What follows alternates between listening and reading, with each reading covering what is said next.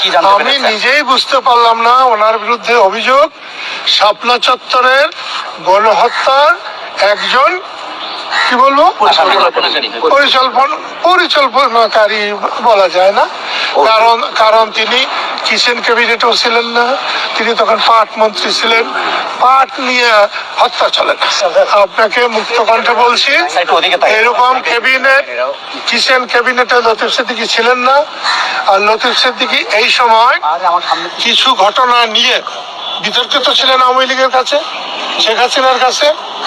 এবং উনি যেহেতু জয়কে বলেছিলেন কি যেন কথাটা, কিন্তু উনি ওইভাবে জয় দেশে মানুষ নয়, রাস্তার মানুষ নয়।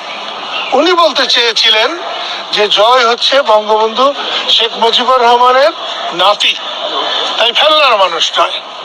এবং সেইটাকেই জয় কারা এই কথাটা বলে তার বিরোধী পক্ষ শেখ হাসিনার কান ভারী করতে পেরেছিলেন। এজন্য আমি বলবো যে আল্লাহকে অশেষ মেহেরবানি যে শেখ হাসিনার কান তখন ভারী।